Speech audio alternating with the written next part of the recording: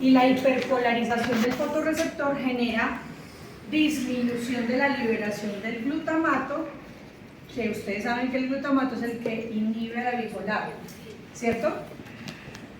Si no se libera el glutamato, entonces ¿qué pasa con la bipolar? Se excita y pasa el conducto. ¿Listo?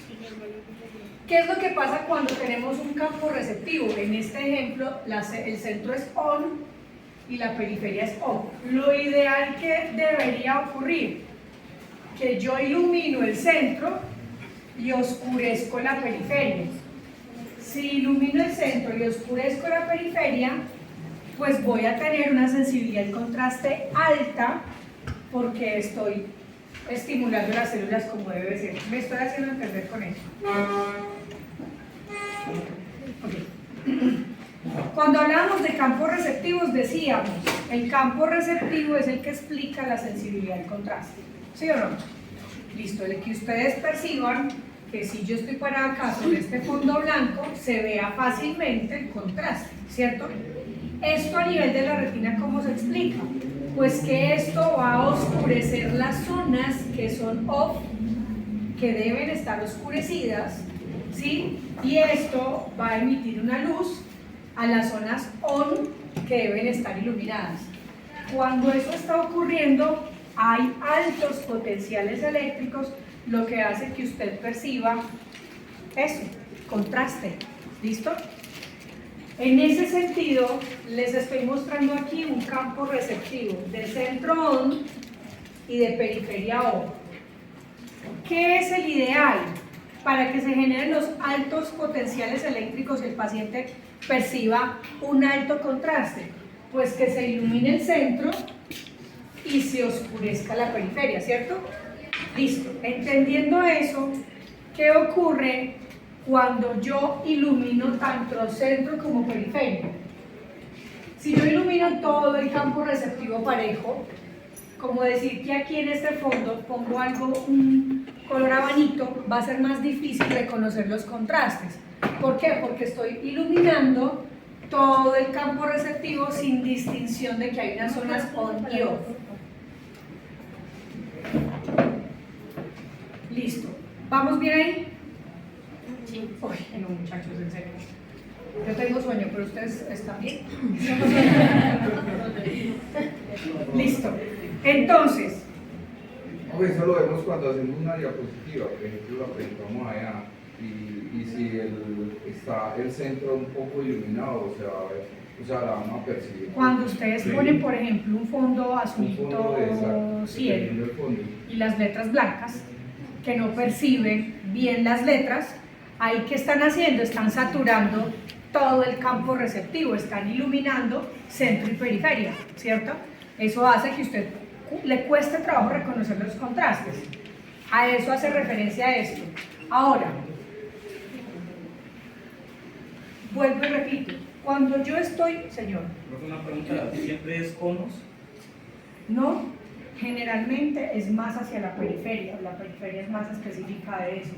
Entonces, generalmente tiene más, o sea, hay conos y bastones, pero generalmente están más involucrados los bastones. Pero igual también hay conos involucrados en los campos receptivos, es que toda la retina tiene que percibir sensibilidad y contraste. Listo. Ok, entonces, en este campo receptivo, venga, yo les muestro esto primero.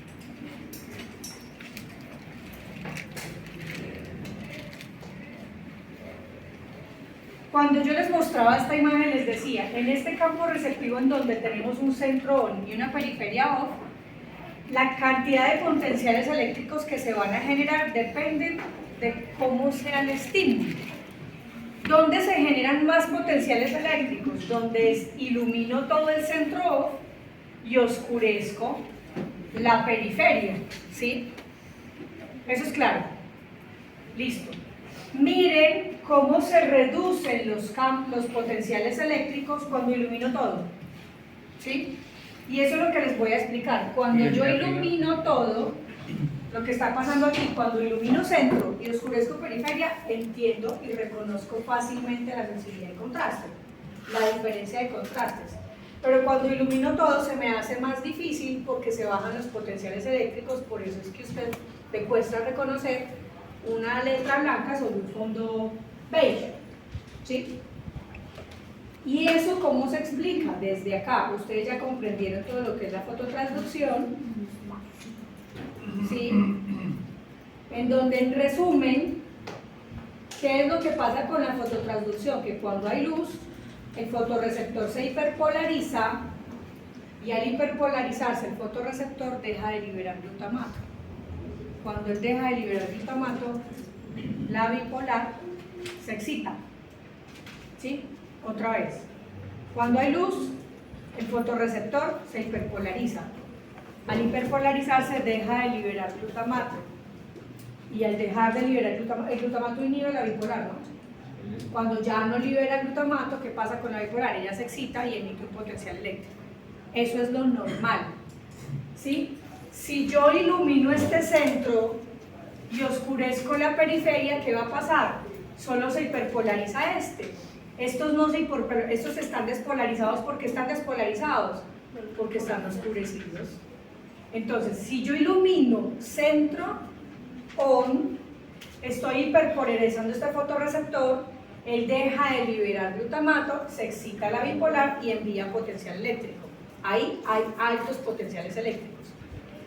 Pero ¿qué pasa si ilumino centro y periferia? ¿Qué pasa si ilumino todo el campo receptivo? Que no debería ser así. Al iluminar todo el campo receptivo se hiperpolariza esta y esta. Están hiperpolarizadas todas. Y resulta que cuando esta se hiperpolariza, esta deja de liberar glutamato. Pero cuando estas se hiperpolarizan, que no deberían estar hiperpolarizadas, pero se hiperpolarizan porque las iluminé, dejan de liberar glutamato, pero eso lo que hace es generar una inhibición Las horizontales. de las horizontales. Y las horizontales, ¿qué van a hacer? Disminuyen la liberación del GABA. Sí. ¿Y qué hace esta? Miren, afecta y despolariza. Esta que está hiperpolarizada por el efecto de las horizontales se despolariza y entonces ya no es potencial eléctrico.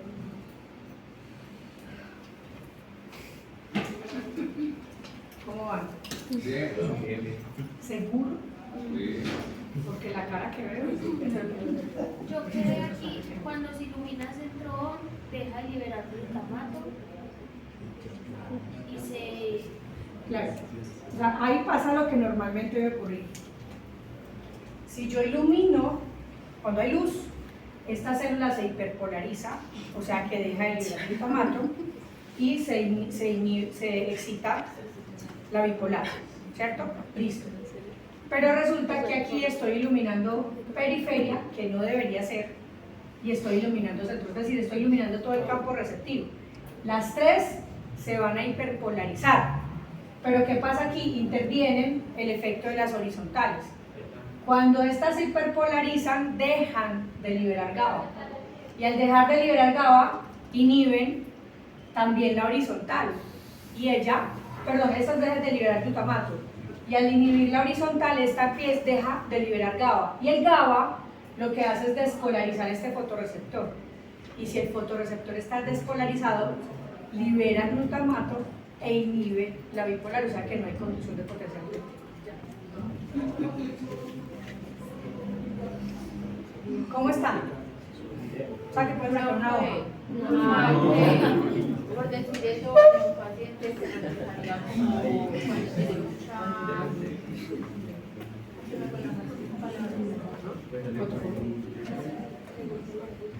¿Se puede relacionar con...? No, la fotofobia tiene más que ver con la saturación de los fotorreceptores. O sea, que pues sí pasa eso en un paciente como... No, es que esto nos puede pasar a cualquiera. Esto simplemente lo explico desde cómo, por ejemplo, yo que estoy aquí parada alcanzas a reconocer fácilmente el contraste, porque estoy estimulando los campos receptivos como deben ser. Pero si, por ejemplo, pusiéramos acá con un marcador una letra verde clarita, para usted sería mucho más difícil reconocer el contraste, porque está estimulando todo el campo receptivo, lo que no debería. Y eso hace que se baje el potencial. Es de contraste, estoy hablando. Es que el campo receptivo es por el contraste, el campo receptivo es para recibir contraste. Señor. Listo, el centro, pero cuando se ilumina todo, deja de polarizar, o sea, deja de haber conducción eléctrica. Después de Sí, acá. eso Es- es básicamente. y o sea que la visión sería que, Se baja la sensibilidad del contraste, o sea, se bajan los potenciales eléctricos. ¿Sí? Es decir, que la sensación de visión es menor. Sí, señor. Si es al revés, si se ilumina la periferia en nuevo. Se hiperpolarizan estas dos, ¿no? Al hiperpolarizarse estas, ¿qué pasa cuando se hiperpolariza el fotorreceptor? ¿Libera más o menos glutamato? Menos glutamato, ¿sí? Al liberar menos glutamato, ¿qué debería pasar? Que se excite la bipolar, pero aquí no hay bipolar, aquí hay horizontales. Entonces se inhibe la horizontal, y cuando se inhibe la horizontal deja de liberar GABA, ¿sí? Eso hace que esta fotorreceptora se despolarice, o sea que no hay conducción eléctrica. Va apilada uno sobre otro y en los conos, en los pliegues de la membrana, listo. ¿En qué capa se da el ciclo de la vitamina A? En el EPR, en donde se recicla la vitamina A y todo eso. ¿Cuáles son las células de la glía responsables de la absorción de componentes provenientes de los vasos? ¿Se acuerdan de que parecía una arañita pegada a un vaso? Estrellado, astrocito. Ah, no. ¿En qué capa de la retina ocurre la sinapsis de las bipolares, ganglionares y hemacrinas? Esas más internas, plexiforme interno. ¿Cuál era la respuesta de la tercera? De la tercera, los astrocitos. Astrocitos. Y tres funciones del EPR: absorción de la luz, protección de la fotooxidación, fagocitosis de los discos, reciclaje de la vitamina A, dar nutrientes, aportar nutrientes a los primeros.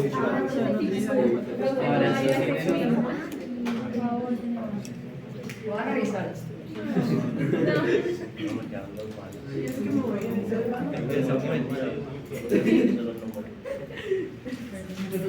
Bueno, muchachos, ahora sí, el tema que nos compete hoy es órbita, es un tema muy lindo.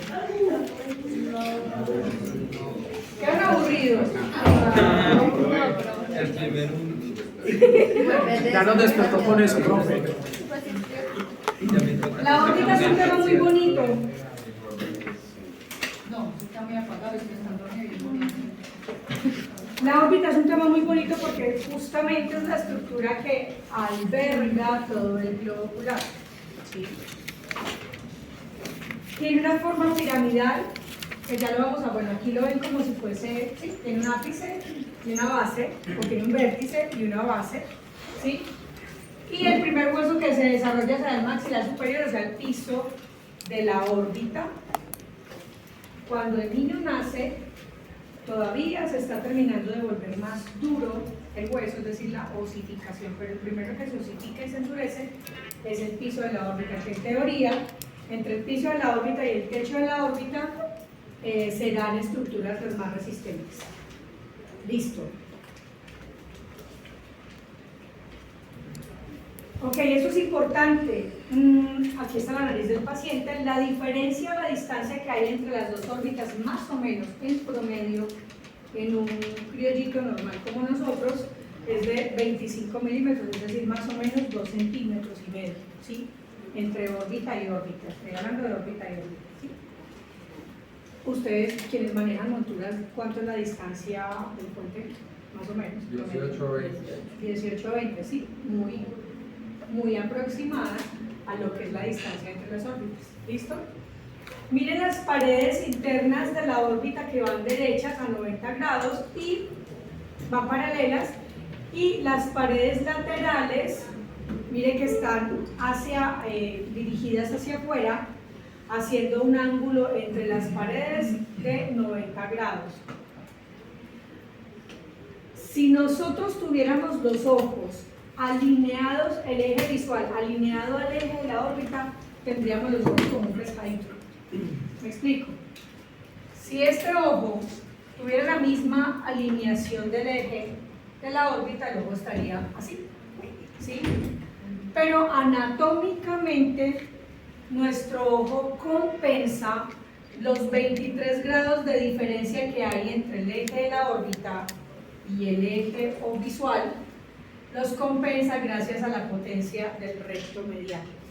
No es que la potencia del recto medial sea mayor, es que el recto medial tiene una inserción mucho más cercana al limbo, lo que lo hace tener más impacto con respecto a la contracción, señora. Ok, entonces, las órbitas de nosotros siempre van a estar así, los vértices siempre van a estar dirigidos hacia la nariz, ¿sí?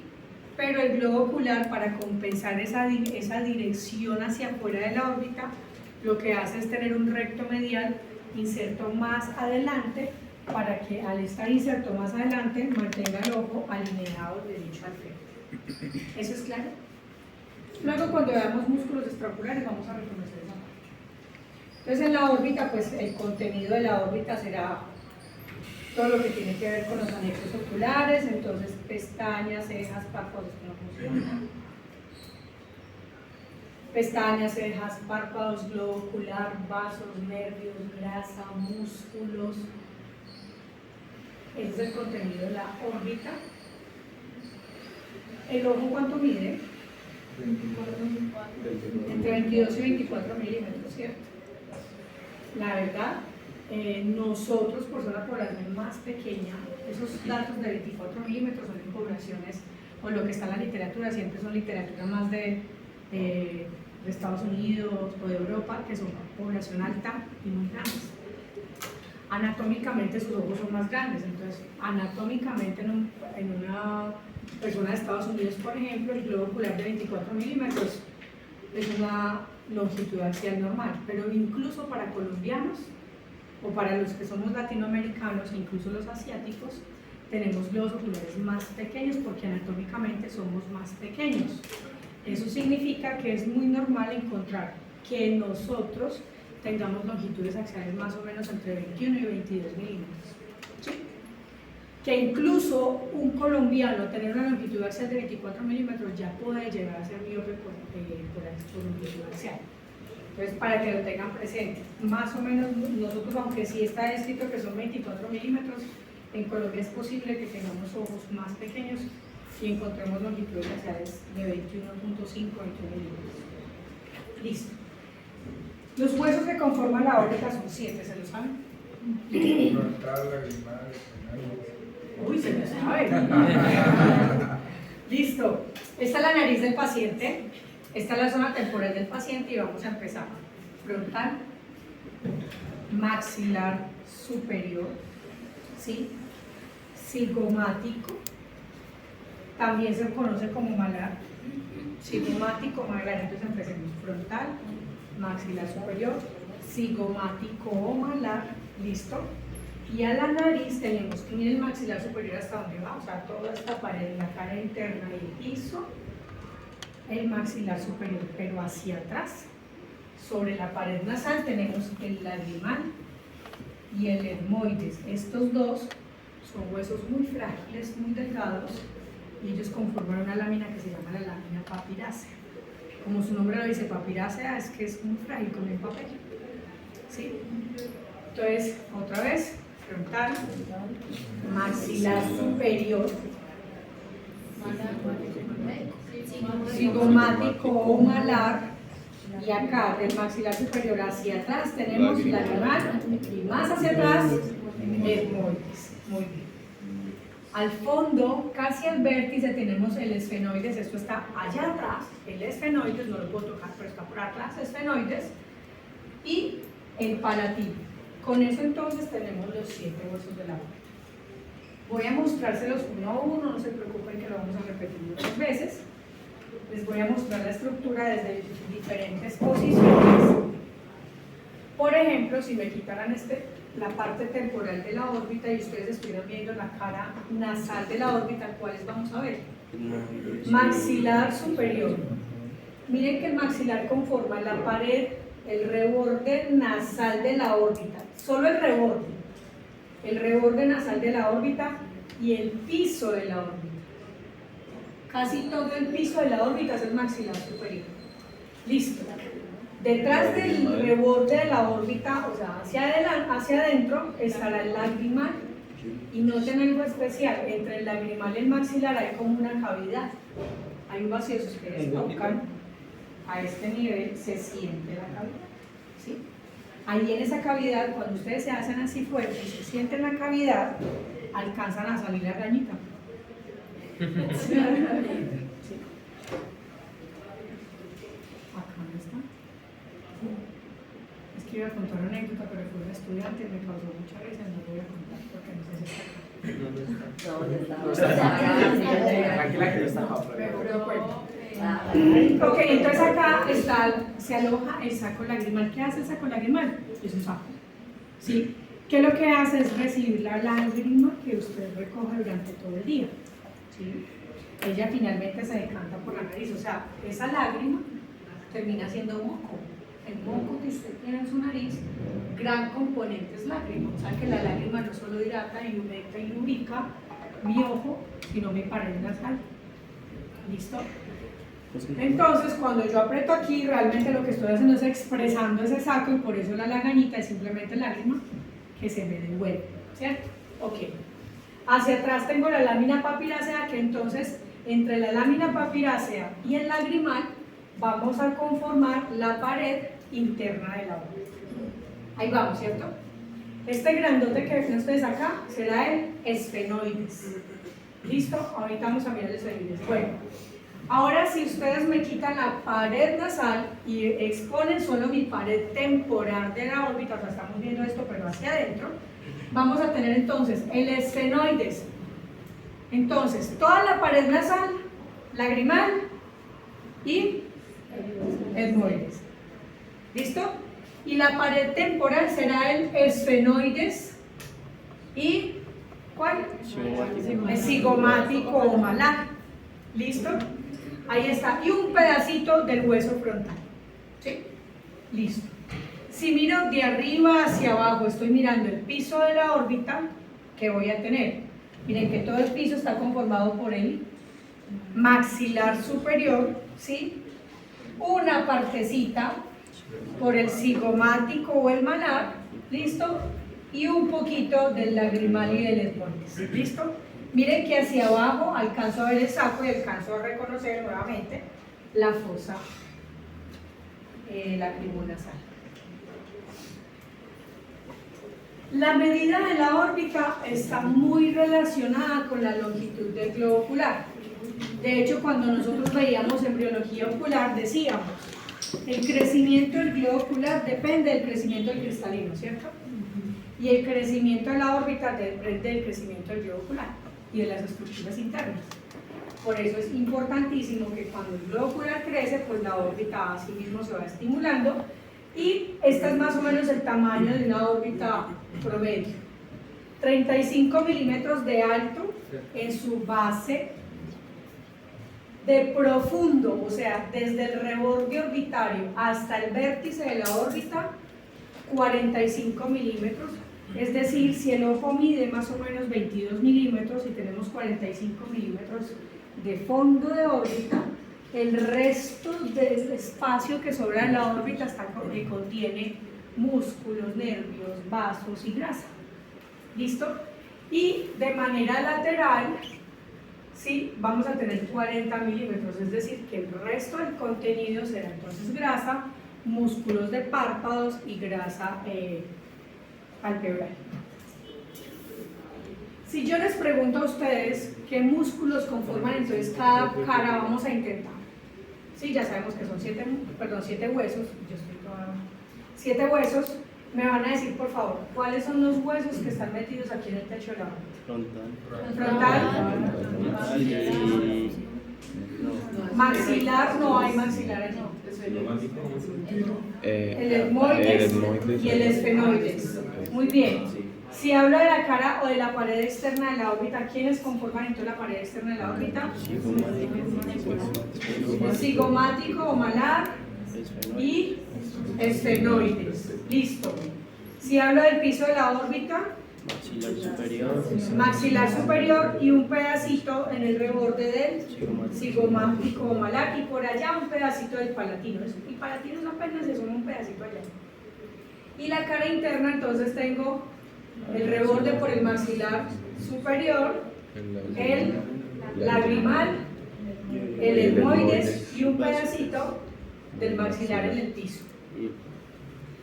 Estos son los huesos uno a uno, ¿sí? Entonces el hueso frontal, miren que es bastante extenso, viene desde donde tenemos nuestra ceja, ¿sí? Es un reborde muy grueso y muy resistente y viene hasta acá, hasta la nuca. Si lo miramos de atrás hacia adelante, vemos que tiene una cavidad en donde se aloja gran parte del cerebro, ¿sí? Y si lo miramos en esta posición, tiene algunos agujeros que generan una comunicación directa entre la órbita y el cerebro. Ayer que estaba hablando con una compañerita de acá del salón, me decía con respecto a los orzuelos, y yo decía lo grave y lo complejo que es expresar un orzuelo cuando está en fase activo. Porque cuando el orzuelo está inflamado e infectado, posee microorganismos, bacterias. Y cuando yo lo estripo, estas bacterias, esos microorganismos, van a quedar ahí mismo en la órbita, y como tenemos agujeros que comunican la órbita directamente al cerebro, un paciente que se estripa un orzuelo puede terminar en el hospital con una meningitis. ¿Sí? Entonces eso no se maneja así, no se puede drenar de esa manera, porque el paciente tendría que esperar a que se pase o se elimine la fase activa. Listo, el hueso lagrimal, miren que es un pedacito nomás. Y por acá les muestro que entre el hueso lagrimal y el maxilar superior se forma esta cavidad, que es la que genera el conducto lacrimonasal, donde está el saco lagrimal. ¿Listo? Ustedes han escuchado o han visto de pronto bebés, cuando los bebés, cuando recién nacidos y en esa fase de esos primeros mesecitos, es muy posible que ustedes vean los bebés que se les encharca el ojo, se les llena de lágrima, y es con un charco de lágrima no les duele. Eso se debe a que algunos de los bebés con líquido amniótico se les tapona el punto lagrimal, que es por donde se drena la lágrima, el saco lagrimal, ¿sí? Entonces, una de las recomendaciones que uno le hace a la mamá para evitar que eso ocurra, porque eso le puede dar un dartrosis posible, que es una inflamación del saco lagrimal, es ubique mamá el huequito y apriete, ubique huequito y apriete. Cuando hace eso, lo que está haciendo es bombear el saco lagrimal y destapar los puntos de excreción para que finalmente el drenaje se dé como debe ser. Entonces explica desde la posición del saco lagrimal. Maxilar superior, dientes superiores, ¿sí? Parte de la cara frontal del hueso y el piso de la órbita. Mire que tiene agujeros, ¿sí? Tiene agujeros. Eso es lo que explica por qué yo debo tener mucha precaución ante infecciones a nivel osteodental, porque pueden fácilmente migrar a la órbita y generar una celulitis orbital por la comunicación directa que hay entre órbita y paladar. Etmoides. El etmoides es un hueso enterito que solamente va a formar parte de la cara interna de la órbita y es uno de los huesos más frágiles. No sé si algunos de ustedes han cogido de pronto cráneos de laboratorios y todo eso, que se ven casi todos los huesos, pero el que más fácil se desaparece es el que más rápido pierde su característica endurecida pues, del hueso y se vuelve como un favorito y se fractura y se pierde. Cigomático malar, miren cómo viene, todo el reborde de la órbita, ¿sí?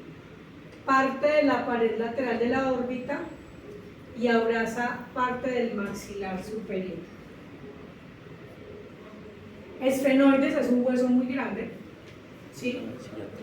Que lo que va a hacer es cubrir la parte temporal de la órbita, la cara interna de la órbita y el vértice de la órbita, o sea, el extremo más angosto de la órbita. Ahí está. Este es el esfenoides, ¿sí? El esfenoides tiene aquí, esta imagen es para mostrarles que el esfenoides es gigante, ¿sí? Tiene dos alas, muy grandes, que cada una de estas alas son las alas mayores y tiene unas alas más pequeñas que son las alas menores. ¿Listo?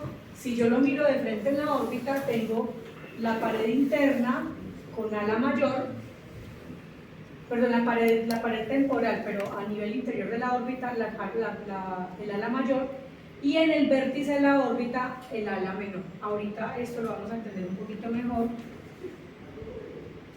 cuando veamos el vértice de la órbita. Y por último tenemos el palatino, que la verdad no es muy significativa su presencia en la órbita, miren que solamente es un pedacito lo que se suma allá de la órbita, pero hace parte del piso de la órbita.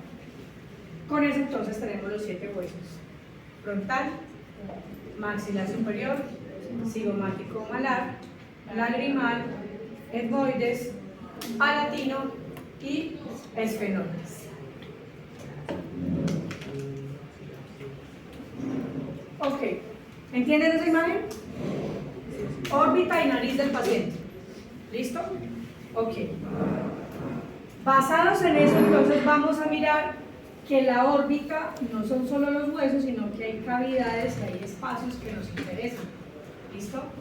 Por ejemplo, ya vimos uno, la fosa, el conducto lacrimonasal, que ¿cuál es? El espacio donde se va a alojar el saco lagrimal, punto de drenaje de la lágrima. ¿Listo? Ese ya lo conocen. ¿Dónde está? Está entre el lagrimal y el maxilar superior. ¿Listo? Okay. Después tenemos en el vértice de la órbita, ustedes saben que entonces ya el vértice de la órbita está conformado por el ala menor del esfenoides.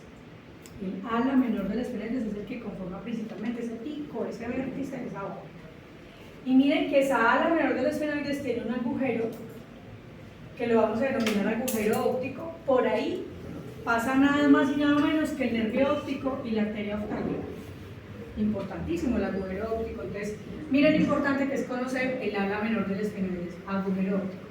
Y ese agujero óptico tiene al lado, cercano a la cara nasal de la órbita, tiene una protuberancia que la vamos a denominar tubérculo infraóptico. Ese tubérculo infraóptico, que es una protuberancia, una prominencia del ala menor del esfenoides, lo que es un punto de inserción del tendón de Zinc.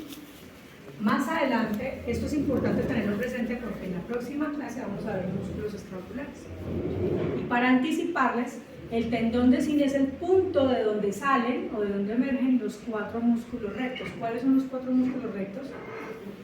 Superior, inferior, medial y nasal, súper fácil, ¿cierto? Entonces, desde allí vienen, desde el vértice de la órbita, gracias a la inserción del tendón de Zinc en el tubérculo infraóptico.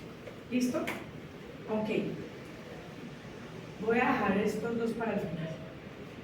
Hacia arriba, en el vértice de la órbita, pero hacia arriba, el punto de inserción del elevador del párpado. Esto se los voy a dibujar acá.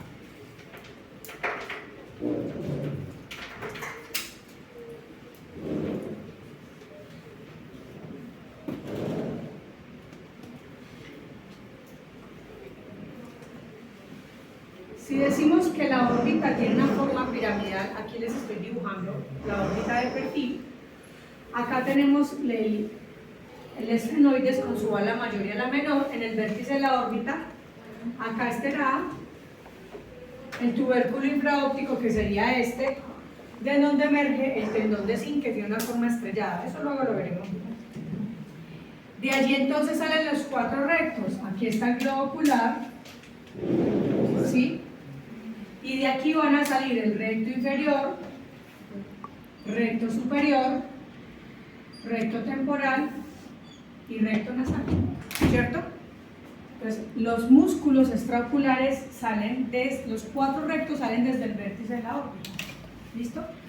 Y también me dice, desde el vértice de la órbita, pero un poquitico más arriba del tendón de Zinc, está el punto de inserción del elevador del párpado, o sea, que el músculo elevador del párpado también viene desde el vértice de la órbita, viaja por la pared interna, aquí está el párpado, aquí está la pestaña, y se inserta al párpado para elevarlo. Pero el músculo elevador del párpado entonces también viene del vértice de la órbita. ¿Listo?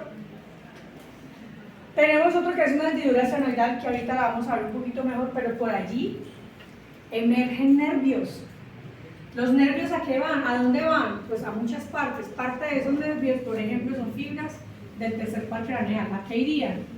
Al músculo ciliar, al músculo esfínter dilatador de la pupila, ¿sí? Al recto superior, recto inferior y recto medial, tercer par, ¿no? Entonces por ahí ingresan fibras de los nervios, por ejemplo, fibras del nervio del abducens, ¿sí? Y también sale la vena oftálmica. Ahorita lo vemos un poquito mejor. Luego tenemos en el techo de la órbita, pero en la zona temporal, o sea, más o menos aquí donde está la colita de la ceja, en el hueso frontal, una cavidad donde se va a alojar la glándula lagrimal principal, ¿sí? A esa la vamos a denominar fosa lagrimal. Entonces no es lo mismo la fosa lagrimal que el conducto lacrimonasal o la fosa lacrimonasal. En la fosa lacrimonasal, es decir, acá es el saco lagrimal. Y en la fosa lagrimal, que está acá temporal, está la glándula lagrimal principal. ¿Listo? Por acá abajo, que creo que se ve un poquito mejor.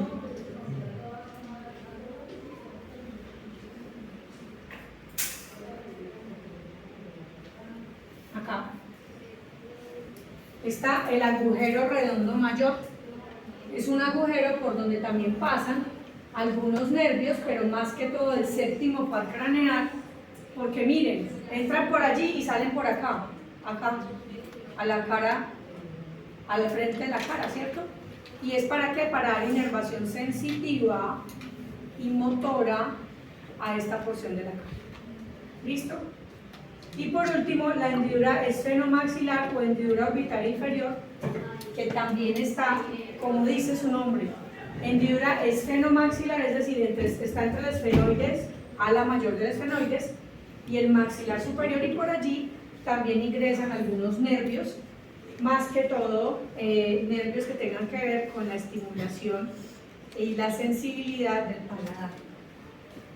¿Sí? Entonces, por ejemplo, por ahí pasa un nervio y un ganglio que se conoce como el ganglio de Meckel, que es el que hace que a usted le duela la cabeza cuando se toma algún frío, una Coca-Cola helada, un día muy soleado así con mucho hielo, que usted se la toma muy rápido porque tiene mucha sed y de repente ¡ay!, duele la cabeza. Está dado por los nervios que pasan por el piso de la órbita y van al maxilar, al paladar. Listo. Conducto lacrimonasal, que ya lo saben, entonces está entre el maxilar superior y el lagrimal. Ala mayor del esfenoides, ala menor del esfenoides. ¿Están ubicados? Esto es vértice de la órbita. ¿Qué necesitamos conocer del ala mayor y el ala menor? Entre ellas dos se forma una hendidura que se llama la hendidura esfenoidal. Su nombre es fácil, está entre las dos alas del esfenoides. En esa hendidura esfenoidal van a ingresar algunas estructuras, ya las vamos a ver. Y aquí en el ala menor tenemos un agujero que se va a llamar agujero óptico.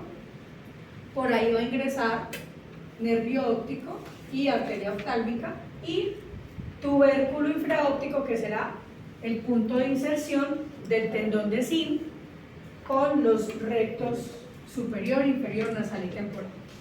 Arribito de ese tubérculo infraóptico está el punto de inserción del músculo elevador del párpado, que también viene desde el vértice de la órbita. Hasta ahí, ¿cómo vamos? Bien.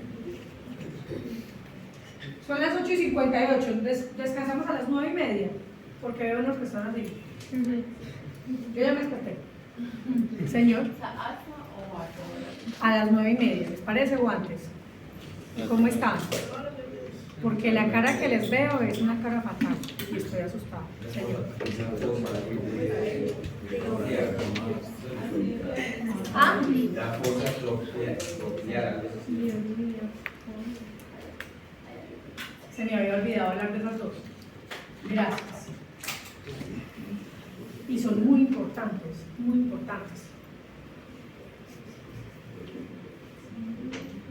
Gracias, compañero, porque me recordó de la fosa del oblicuo menor y la fosa troclear.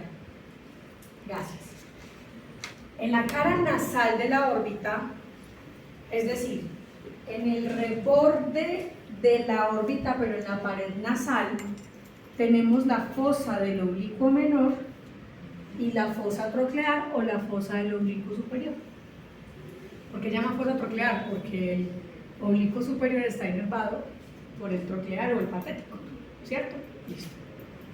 ¿Por qué es importante que tengan presente que están las dos fosas nasales? Porque en la fosa del oblicuo menor, que está en el reborde orbitario, pero hacia la nariz, muy cercano donde está el conducto lacrimonasal, es el punto donde emerge el músculo oblicuo menor. ¿Sí? Entonces, si miramos la órbita de frente, voy a hacer la órbita, en la base de la órbita, hacia atrás tenemos entonces el vértice de la órbita, ¿sí? Y esta es la nariz. Tenemos entonces hacia la nariz la fosa del oblicuo menor, aquí sale el oblicuo menor, ¿sí? Y la fosa del oblicuo mayor o la fosa troclear, que es la que me pregunta el compañero. Porque es muy importante que ustedes la conozcan, porque ellos van a ser los responsables de oblicuo superior, de insertarse de manera oblicua al globo ocular, oblicuo inferior, de insertarse de manera oblicua al globo ocular. Es decir, no son como los rectos que, si este es el globo, los rectos vienen laterales superior e inferior, sino que el oblicuo viene de un ladito y se inserta al globo ocular de esa manera. Esas fosas trocleares son las que hacen y explican la función torsora del globo ocular. Eso lo hablaremos en músculos extraoculares, pero gracias porque es importante tener la ubicación exacta. Ambas fosas de los músculos oblicuos estarán entonces dirigidas hacia la pared nasal de la órbita. Eso lo van a entender un poquito mejor cuando hablemos de músculos extraoculares. Con eso ya aclaro lo de la fosa del interior, de la fosa troclear. Ok, entonces volvemos. Veníamos hablando del vértice de la órbita. Cuando yo les hablaba del vértice de la órbita, les decía el vértice de la órbita, o sea, el rabito de la órbita por allá al fondo. Estamos con principalmente el esfenoides, ala mayor y ala menor del esfenoides. Entre el ala mayor y el ala menor del esfenoides se forma la hendidura esfenoidal, ¿sí? Y el ala menor del esfenoides tiene un agujero que se va a llamar agujero óptico y una protuberancia hacia la nariz que se va a llamar tubérculo infraóptico. Ya les expliqué entonces que el tubérculo infraóptico será el punto de inserción del tendón de Sim. Esto es una gráfica de lo que les acabo de mostrar.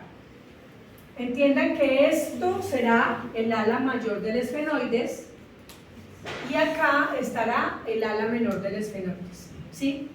Por tanto, esta hendidura que ustedes ven acá será la hendidura esfenoidal y acá este agujerito es el agujero óptico por donde pasa el nervio óptico y la arteria oftálmica. ¿Se acuerdan del tubérculo infraóptico que está en el ala menor del esfenoides? Es una providencia del ala menor del esfenoides y allí se inserta el tendón de Sim. Mírenlo acá. Yo les decía, tiene una forma más o menos como estrellada. De ese tendón de Sim van a emerger recto superior, recto medial, porque acuérdense que el tubérculo infraóptico está dirigido hacia la nariz, o sea que la nariz del paciente está acá, ¿sí? Recto medial, recto inferior y recto lateral, ¿sí? Entonces vamos a entender lo que sale desde la hendidura esfenoidal y desde el agujero óptico. Desde el agujero óptico fácil, nervio óptico y arteria oftálmica. ¿Se acuerdan que la arteria oftálmica tiene divisiones? ¿Ramas? ¿Se acuerdan de las ramas? ¿Cuáles son? Arterias ciliares, palpebrales, musculares, central de la retina. ¿Listo? Entonces miren, de ahí sale, o sea que la arteria oftálmica sale por el agujero óptico y ya va a ingresar a la órbita. Listo. Hendidura esfenoidal, resulta que el tendón de Sim tiene un ojal, un hueco, ¿sí? Y ese ojal es el que da cabida para que salga el nervio óptico y la arteria oftálmica por el agujero óptico, o sea que ese ojal coincide con el agujero óptico y parte de la hendidura esfenoidal. Entonces, por dentro del ojal del tendón de Sim, a esto le vamos a llamar anillo de Sim, coincidiendo con la hendidura esfenoidal, pongan atención, ingresan ramas del sexto par craneal, ¿para qué? Para el recto lateral. ¿sí? El abducens. Entonces, la inervación del recto lateral, el músculo que lleva el ojo hacia afuera, que se llama abducens también, es dada por el sexto par craneal, ¿sí? ¿Y desde dónde salen las fibras del sexto par craneal? Desde la hendidura esfenoidal, coincidiendo con el anillo de zinc. ¿Vamos bien? Sí. Qué preocupación. Listo. Tenemos nervios nasociliares, esto es quinto par craneal. El quinto par craneal principalmente tiene una función sensitiva. Como su nombre lo dice, nervio nasociliar. ¿A qué le va a dar sensibilidad? A la pared nasal. ¿Sí? Entonces el hecho de que, por ejemplo, usted se vaya a hacer depilación de la nariz y se sale un pelito a la nariz y el ojo le lagrimea, se debe a la estimulación de las fibras nerviosas del quinto par craneal. ¿Listo? Y salen dos ramas, la rama inferior y la rama superior del tercer par craneal. ¿Para dónde? ¿Quiénes inervan el tercer par craneal? Entonces ya el recto lateral fue por el sexto par, ¿cierto? ¿Quiénes me faltan? Recto inferior, recto medial y recto superior. Entonces, las fibras del tercer par craneal y del sexto par craneal para inervar músculos extraoculares provenientes del tendón de zinc salen por la hendidura esfenoidal coincidiendo con el anillo de zinc. Por fuera del anillo de zinc, pero en la hendidura esfenoidal, salen cuatro estructuras. El patético. ¿A dónde va el patético? Al oblicuo superior. Frontal, lagrimal y la vena oftálmica. Entonces, salen patético, frontal, lagrimal y vena oftálmica. La vena oftálmica, ¿qué va a hacer? Retorno venoso. O sea, recoge lo que llevó la arteria oftálmica, ya lo recoge en retorno venoso la vena oftálmica. Entonces, la arteria oftálmica, ¿por dónde ingresa? Por el agujero óptico. Y la vena oftálmica, ¿por dónde sale? Por la hendidura esfenoidal. ¿Sí? Listo. El patético va a dar inervación al oblicuo superior. Ya tenemos todos los oblicuos y todos los músculos rectos inervados. Me falta el recto inferior, el oblicuo inferior. Sería, ¿qué par inerva el oblicuo inferior? El tercero. Sí, el tercero. Muy bien. Y nervio frontal y nervio lagrimal son dos ramas del quinto par craneal. ¿Cómo se llama el quinto par craneal? Trigémino. Entonces, el nervio frontal y el nervio lagrimal son dos ramas del trigémino. Como su nombre lo dice, muy fácil. ¿A dónde va el nervio frontal? A toda la pared frontal. ¿Sí?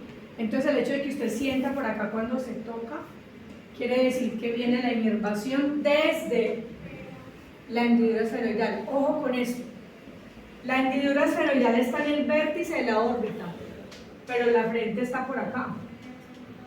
Entonces quiere decir que los nervios del trigémino, las ramas del trigémino, la frontal y la lagrimal, van a viajar por todo el techo de la órbita. Y en el caso del nervio frontal van a salir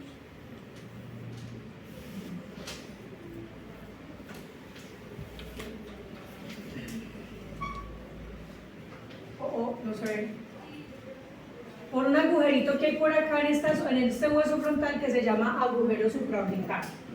Ahorita se los muestro. ¿Repitis? Tengo vértice de la órbita conformado por las dos alas del esfenoides, ala mayor y ala menor del esfenoides. Entre el ala mayor y el ala menor del esfenoides se forma la hendidura esfenoidal. Al lado está el ala menor del esfenoides con un agujero que se llama el agujero óptico y el tubérculo infraóptico, que es una prominencia o una protuberancia del ala menor del esfenoides. Ese agujero óptico es el que permite que el nervio óptico y la arteria oftálmica salgan por ahí, o sea, ingresen a la órbita, ¿sí? Al tubérculo infraóptico se inserta el tendón de zinc, que es este, que tiene la forma estrellada, que va a dar origen a los 4 rectos, recto medial, recto superior, recto inferior y recto lateral, ¿sí? Listo. Y ese tendón de zinc tiene un ojal, un hueco, que lo vamos a llamar anillo de zinc. Ese anillo de zinc coincide con el agujero óptico y con la hendidura esfenoidal. Con el agujero óptico, ¿para qué? Pues para darle cabida al nervio óptico y a la antena oftálmica. Y con la hendidura esfenoidal para darle paso a la rama superior y rama inferior del tercer par craneal. ¿Para qué? Para inervar recto inferior, recto medial, recto superior y el oblicuo menor o el oblicuo inferior, ¿sí? Y sale una rama nasociliar que es nerviosa para dar inervación sensitiva a la pared nasal. Listo. Por fuera del anillo de zinc, pero coincidiendo con la hendidura esfenoidal, van a salir 4 estructuras. Patético. ¿Para dar inervación a quién? Al músculo oblicuo superior. Frontal y lagrimal son 2 ramas del quinto par craneal para dar sensibilidad a la glándula lagrimal principal y a toda esta sección frontal, ¿sí? Y la vena oftálmica, que es la que lleva el retorno venoso. Esta lleva irrigación y esta recoge la vascularización para volver a oxigenar. Listo.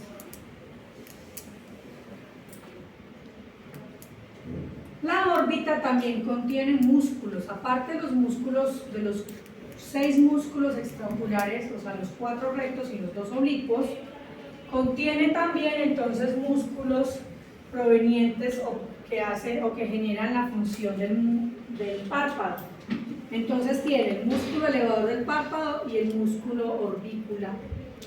El músculo elevador del párpado, ¿desde dónde viene? Desde el punto de inserción del elevador, es decir, desde el vértice de la órbita, viaja por todo el techo de la órbita, casi que paralelo al oblicuo superior y al recto superior, y se inserta en el elevador del párpado.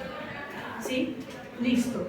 Y el orbicular está solamente en la cara frontal del párpado y es el responsable del cierre. Ok. Ubiquémonos otra vez. Hueso frontal. Ah, miren el agujero supraorbitario, señor. Profe, si el músculo elevador del párpado, cuando uno abre y cierra el ojo, no mueve la parte de abajo, ¿qué músculo lo mueve? El párpado inferior casi no se mueve. Ahí mueve el músculo. Okay. Sí, sí. Cuando usted hace esto, está desaccionando el orbicular. El orbicular, que viene en forma anular. Entonces, cuando usted hace esto, está desusando el orbicular. O sea, no hay Sí. nadie que inerve esto. Pero para abrir el párpado, cuando yo le digo abre el párpado, ¿cuál se abre? El que tiene más función de apertura del párpado es el párpado elevador. No obstante, el párpado elevador es un músculo retractor, es decir, el que genera apertura, ¿sí? Retractor.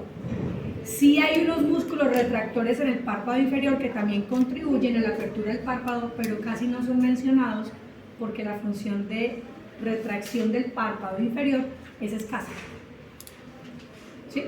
Entonces, cuando usted me dice que sí, el párpado superior e inferior sí funcionan, claro, ahí funcionan. O sea, que las personas que tienen los ojos muy ahí, ves que En medio- proptosis.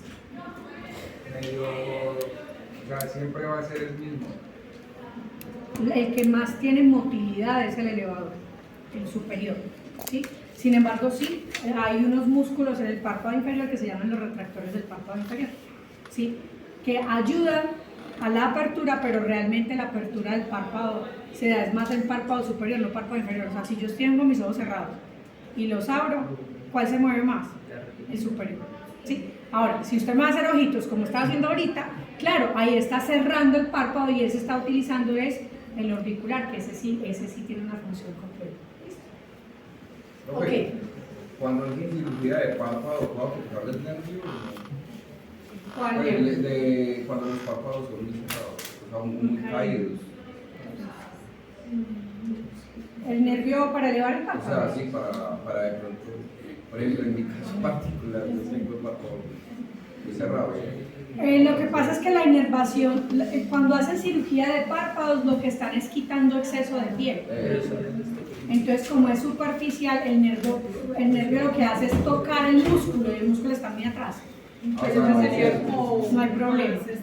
Es de carácter estético, pero en función a lo que me está preguntando, que si no tocan el nervio o no, porque el nervio está en el músculo y la piel del párpado está muy adelante. Cuando es de carácter estético, lo que hay es un exceso de piel y lo que hacen es quitar el exceso de piel. Ahora, cuando hay ptosis, por ejemplo, que es un problema inervacional, ahí sí tienen que ir a tocar el nervio o incluso generar una retroinserción del músculo. Es decir, insertar el músculo en la... Eso es una zona tendinosa del párpado que se encarga de hacer la elevación del párpado. Entonces luego lo hablamos en párpados, de pronto para que comprendas un poquitico más. Pero igual puede ser estético, pero como no, también puede ser Funcional. Claro, Porque un exceso de párpado quita el campo visual. O sea, una cosa aquí que se encapota, imagínense, no deja ver, se pierde el campo visual superior. Tiene razón. Pero en una vez se lo consideran estético. No. Listo. Ok, entonces volvemos a la órbita. Yo voy a repetirles muchas veces porque esto es de memoria. Sí, esto es de memorizar. Listo, hueso frontal, cigomático malar, maxilar superior. Aquí estamos viendo solamente la cara frontal de la órbita. ¿Listo? Y lo que quiero mostrarles con esta diapositiva son los agujeros, los espacios que tienen los huesos para permitir el paso de nervios y vasos. Aquí voy a hablar de nervios y vasos, pero es muy simple, es muy fácil. Ojo, el agujero supraorbitario que se encuentra acá, ¿sí? Acá en el hueso frontal, es un agujero que comunica todo el techo de la órbita y por allí van a ingresar vasos y ramas del nervio frontal, muy fácil, no hueso frontal, ramas y vasos del nervio frontal. Pero, ¿de dónde viene ese nervio frontal? De la oftálmica del quinto par. ¿Ustedes se acuerdan cuántas ramas tiene el trigémino? 3. 3, ¿cuáles son? Frontal, axilar,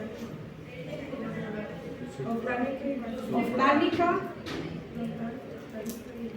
Sí.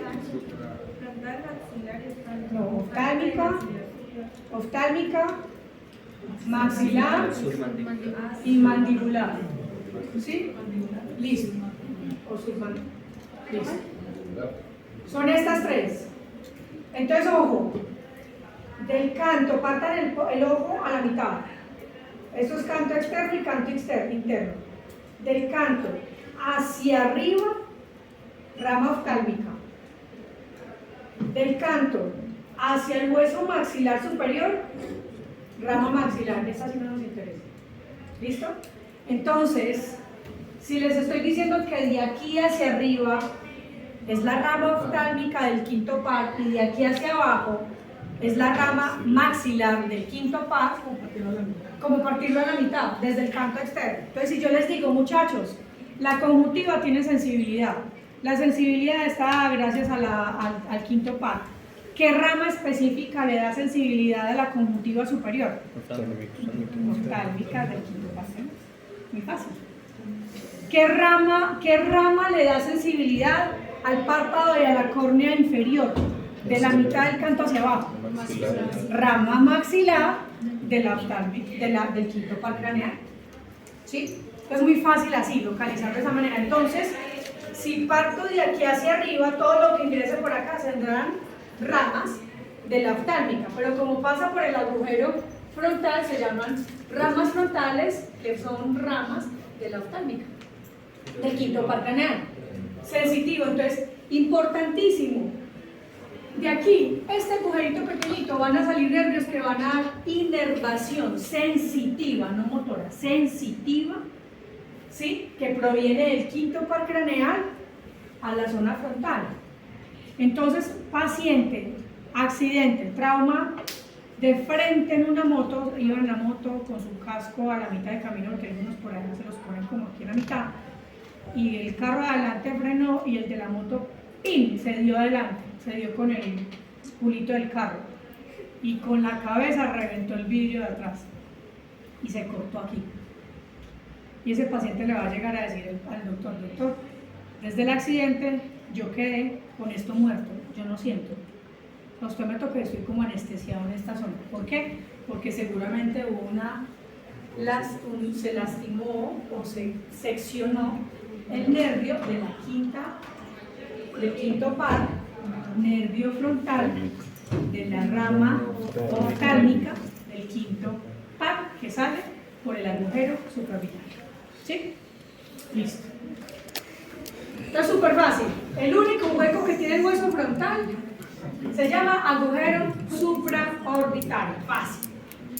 Ramas, el quinto par craneal. ¿Cuáles específicas? Oftálmicas. Listo. Miren que el cigomático o malar tiene también unos agujeros y son muy fáciles también de aprender. Agujero cigomático temporal. ¿Dónde está? En la zona temporal. Miren, acá está. ¿Sí? En la zona temporal, en la cara temporal. ¿Qué sale por allí? Vasos y ramas del nervio cigomático. Es una rama del maxilar. Párpado de ahí hacia abajo, maxilar, quinto par craneal. ¿Qué es? Sensibilidad de toda esta zona y sensibilidad de la conjuntiva y córnea. Agujero cigomático facial. Está en el cigomático, pero ya no está en la cara interna del cigomático, sino que está hacia la cara, hacia afuera. Por eso se llama cigomático facial. Vasos y ramas del nervio cigomático, rama maxilar, porque hasta acá es maxilar, rama maxilar. O sea que esos dos agujeros son lo mismo, pero en diferente posición. Solamente por la posición. La cambia es cigomático temporal va en la cara temporal del cigomático. Y cigomático facial acá, ya, listo. Pero ¿qué está saliendo por ahí? Ramas del quinto par craneal. ¿De dónde? Maxilar. ¿Listo? Entonces no olviden, de aquí, de la mitad hacia arriba, rama oftálmica del quinto par. De la mitad hacia acá, ¿sí? Maxilar. Listo. Y el otro agujero que tenemos es el agujero infraorbitario. Fácil, este está arriba, supra, este está abajo, infra, ya. Supraorbitario, infraorbitario. ¿Y qué sale por aquí? Arterias y venas infraorbitarias. Dificilísimo, igualito al nombre del hueco. ¿Sí? Y ramas del nervio maxilar. ¿Por qué? Porque estamos hablando que es de aquí hasta la mitad. No es muy fácil. Sí, simple. Por todos estos agujeros no ha salido nada más que ramas sensitivas. No es más. ¿Sí? Y el nombre de las ramas se deben al agujero supraorbitario. ¿Sí? De acá, agujero supraorbitario, rama frontal. ¿Por qué? Porque están en el hueso frontal. Sensitivas, ¿de dónde vienen? Quinto par craneal. De aquí para arriba, oftálmicas, de la rama oftálmica del quinto par craneal. ¿Sí? De los cigomáticos, pues el cigomático está acá. Tenemos un cigomático temporal en la cara temporal de la órbita. Y cigomático facial, la cara facial de la órbita. ¿Sí? Listo. ¿Qué salen por allí? Ramas y nervios. Ramas y nervios cigomáticos, ¿sí? ¿De dónde vienen? Si les digo que de aquí hasta acá viene la rama maxilar, entonces son ramas sensitivas del maxilar. Fácil. Y si estoy diciendo que acá abajo tengo un agujero, como está abajo de la órbita, es el agujero infraorbitario. ¿Sí? ¿Qué sale de ahí? Ramas sensitivas del quinto par. ¿De qué rama? Maxilar. ¿Ven que no es difícil? Listo. Ahí está lo que usted estaba diciendo. La oftálmica, la maxilar y la mandibular. Las dos que nos interesan a partir del canto externo y canto interno, maxilar, y de aquí hacia arriba, oftálmica.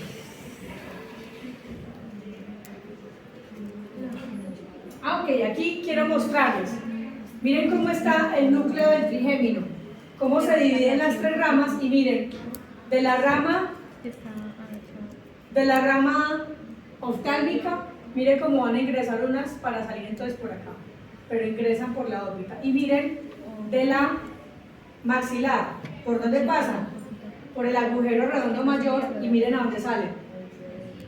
¿Sí? Por el agujero infraorbitario a dar sensibilidad a toda esta zona. ¿Listo? Mírenlas allí. Bueno, no, este es el séptimo par. Séptimo par craneal, ¿cómo se llama? Facial. Función principalmente motora. aunque también tiene un componente sensitivo, ¿sí? Pero el facial es principalmente motor. Cada vez que yo levanto la ceja, lo miro feo o le mando un pico, todo eso es gracias al séptimo par craneal. Función de la cara, ¿sí? Función motora de la cara, ¿listo?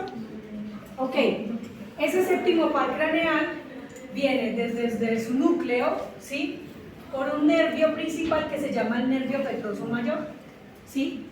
Y cae al ganglio pterigopalatino que está justo debajo de la oreja, justo debajo del oído, acá. Si usted se toca ahí duro, siente una cosa rarita.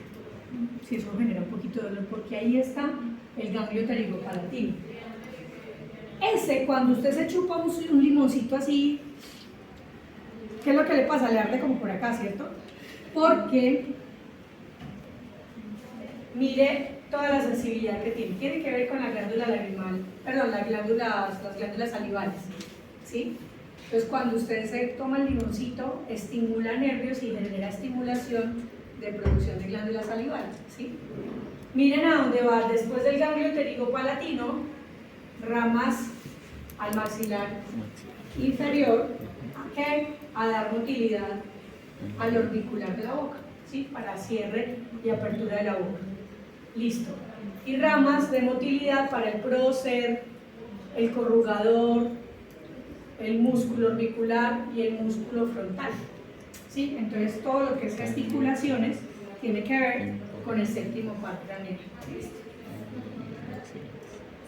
Ahí está, nervio petroso mayor, ganglio pterigopalatino, y este es trigémino con su rama oftálmica y su rama maxilar. Miren la rama oftálmica, entra a la órbita a dar sensibilidad a la glándula lagrimal, ¿sí? Y a la zona frontal. ¿Por dónde ingresan entonces estas? ¿Por qué parte de la órbita? En el vértice de la órbita está. Vienen desde atrás, pero entran a la órbita. ¿Por qué estructura de la órbita ingresan? Por la hendidura esfenoidal, ¿sí? Por la hendidura esfenoidal, entonces ingresan por la hendidura. ¿Se acuerdan del? Por fuera del anillo de zinc, por la hendidura esfenoidal salen rama frontal y rama lagrimal. Vean acá.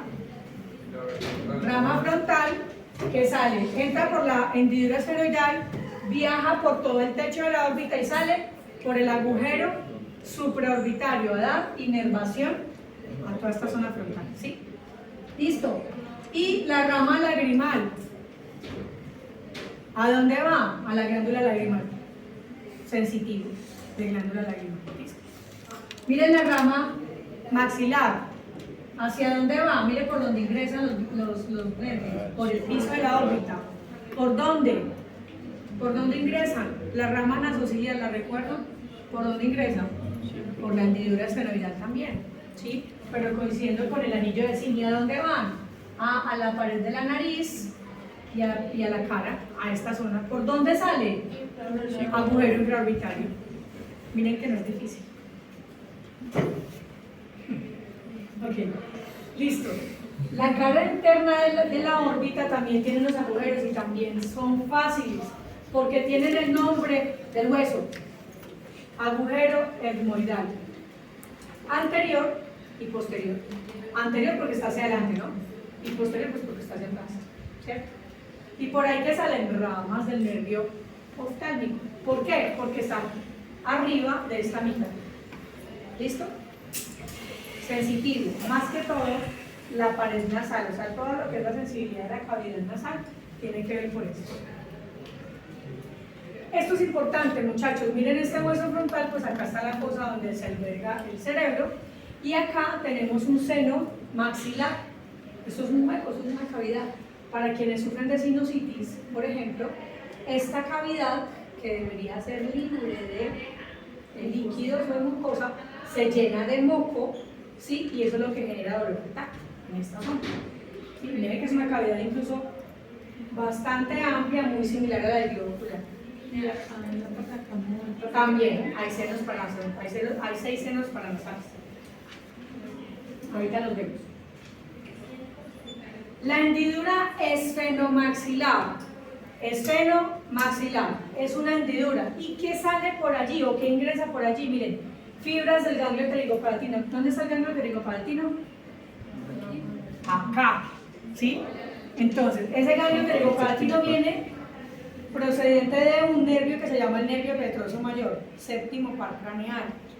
De allí, ¿sí?, va a ingresar las ganglios del pterigopalatino y van a inervar mucosa nasal, sinosal, o sea, de los senos paranasales, glándula lagrimal, mucosa palatina, faríngea y labial.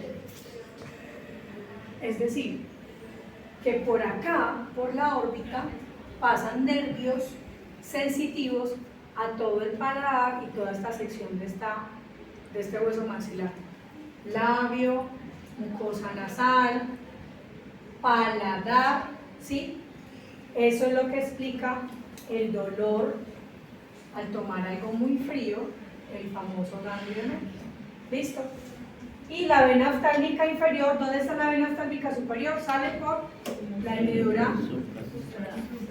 No, la hendidura esternal, ¿sí? Listo. Y la vena oftálmica inferior, pues va a salir por la hendidura esternamaxilar. ¿Listo? Hagamos una cosa, váyanse a comer algo, a tomar algo, a comer alguna cosita,